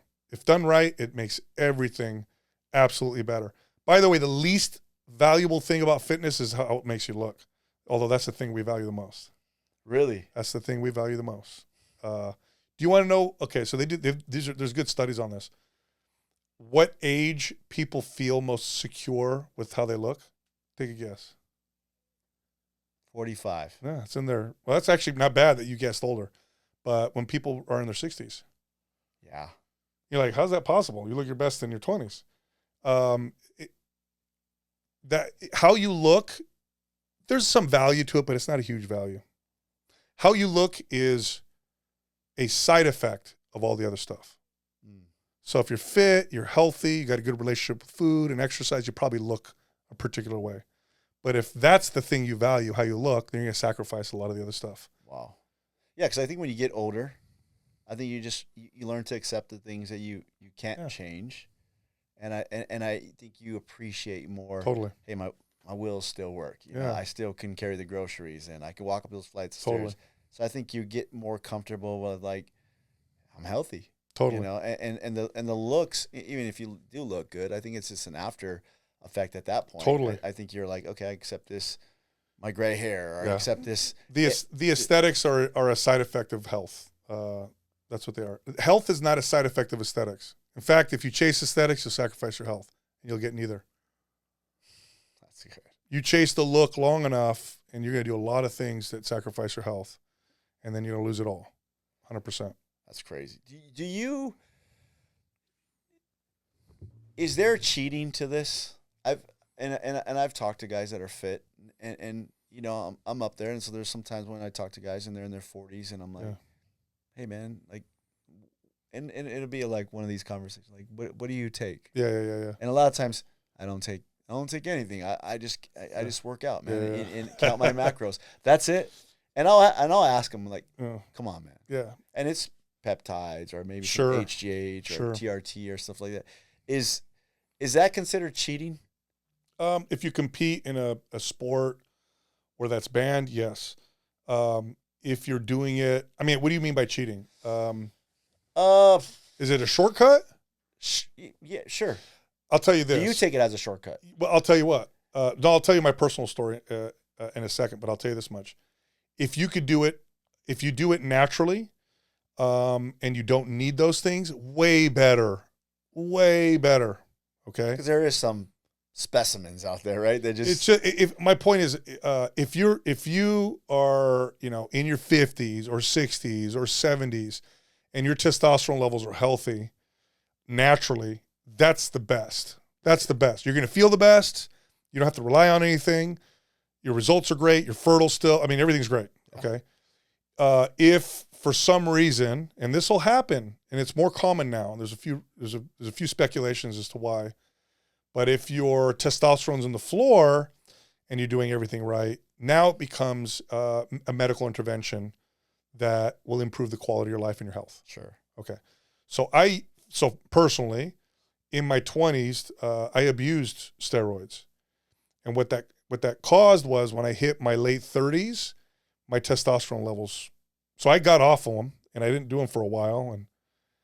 But when I got to about 38, we had a company that approached Mind Pump that did hormone replacement therapy. And they offered us free blood tests. So, hey, we want to work with you. We'll give you a free blood test. So I said, okay. Now at this time, I'm still working out, I'm eating right. I'm doing everything right. I'm eating right, exercise, like the whole deal. But I'm just like, man, I don't feel this. Like, what's going on? I don't feel the same. Libido was okay. This is what threw me off. But everything else was like, I don't know what's wrong with me. Anyway, I did the free blood test because it was free. My total testosterone came back at 239. The floor is 300.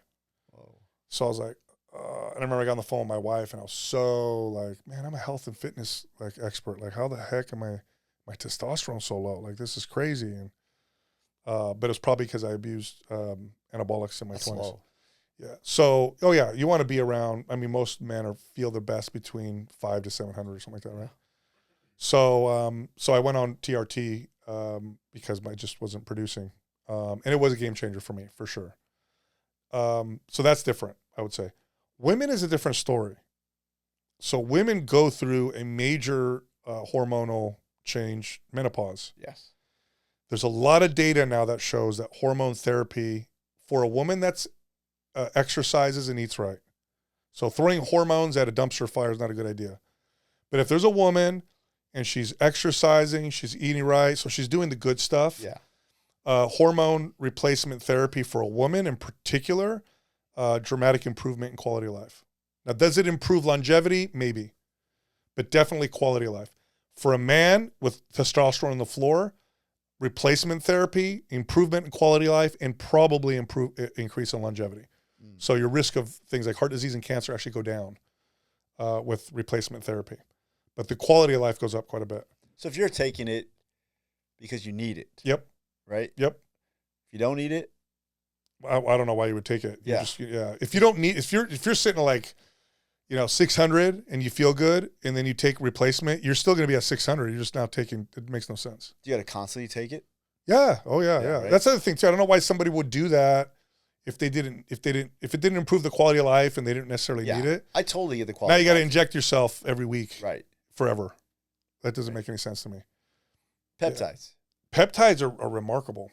So I'm not an anti. So I took peptides for a little bit. Yeah. Yeah. I was a little skeptical. Mm-hmm. Had a little shoulder that was bothering me. Would you do BPC, the whole deal? Yeah. Probably worked real well. It was bothering me for a while. Yeah. And I was like, it's not getting better. Try to strengthen it, try to take it easy. Nothing. Did the BPC, did a whole cycle. And I was like, oh, it works. Yeah, And then I had people hit me up and like, did you do it? Yeah, I did it. Like, it worked. Yeah, I'm not anti-medicine, anti-science for sure. I think if used in the right applications, I think modern medicine can be amazing. I think it can be abused, of course, but peptides are remarkable for certain applications. I think they're remarkable. Peptides are not quite like, they're not like pharmaceuticals.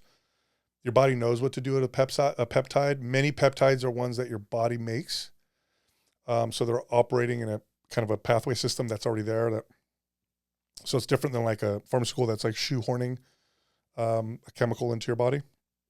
But I think they have remarkable applications. Now, can you go like too far and crazy with them? Yeah, I think so, absolutely. Anything you can abuse it, right? Yeah, but I think with this goes back to heart posture, man. Why are you doing it?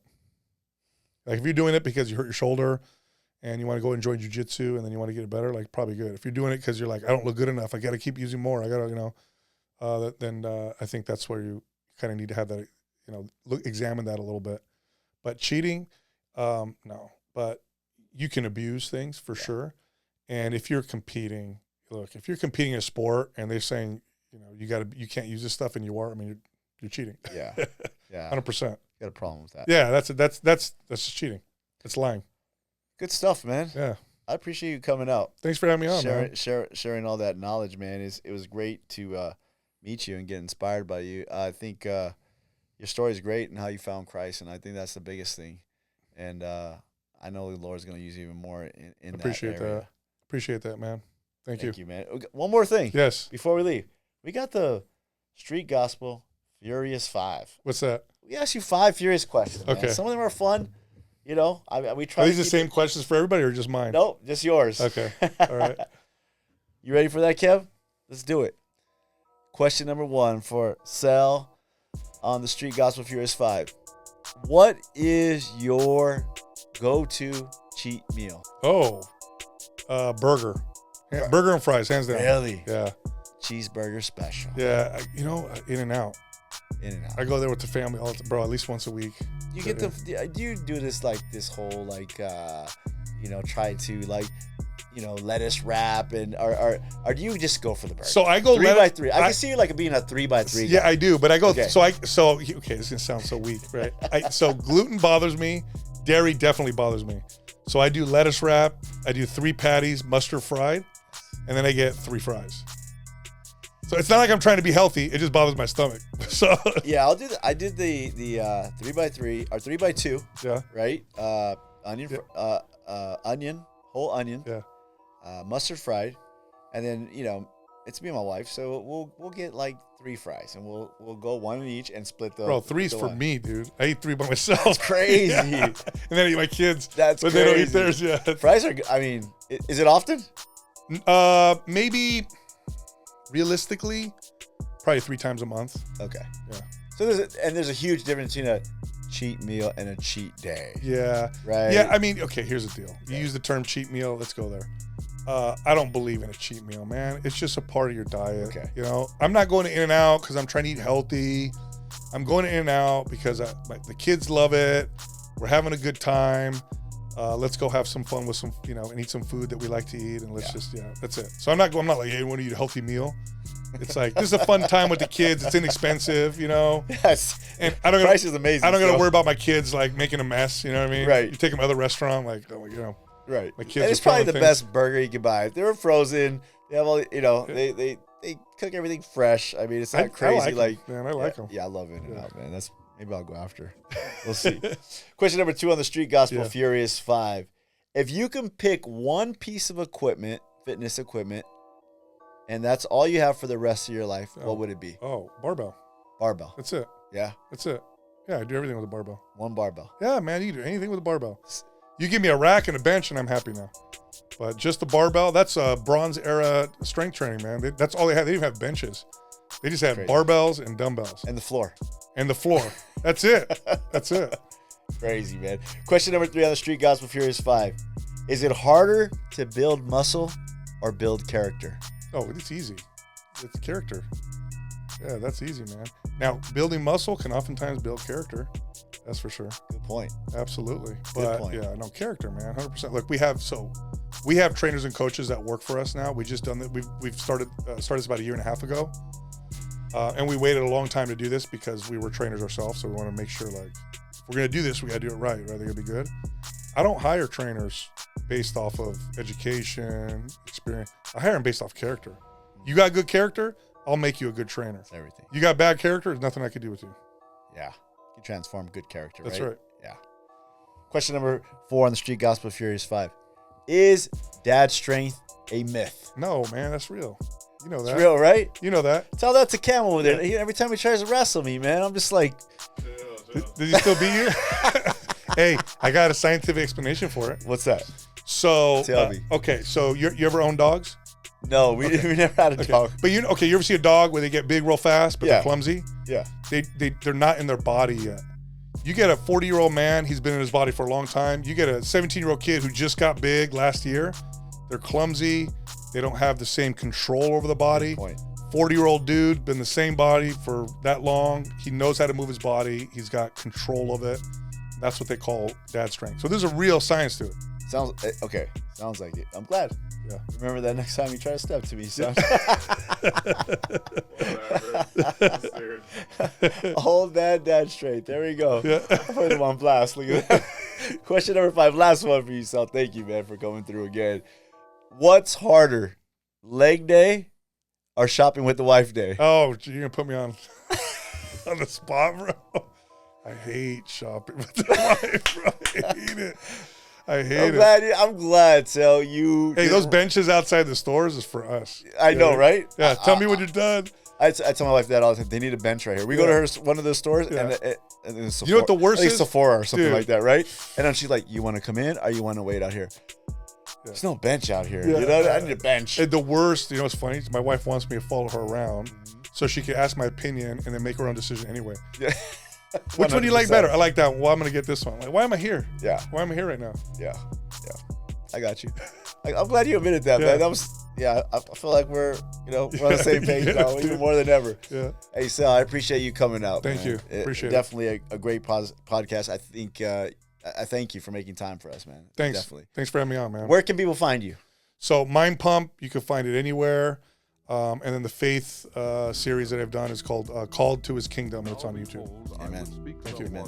Hey, Sal, can you just pray for our podcast and Oh, man. just lift us up? Oh, man, that would be an absolute, that would be a pleasure, man. So, Amen.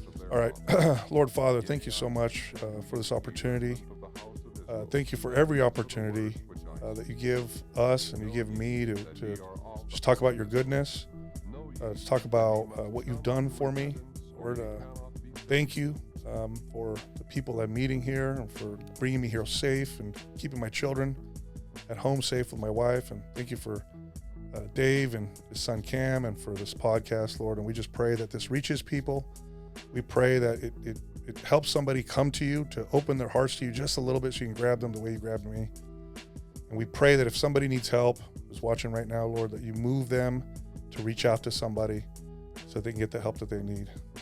We also pray that you use the Holy Spirit, that the Holy Spirit move us, that we learn how to hear the Holy Spirit and to convict us to do your will and not ours. We ask this in the name of Jesus Christ. Amen. Amen. Thank you, Sal. Thank you, man. Appreciate it. Appreciate it, brother. Thank you.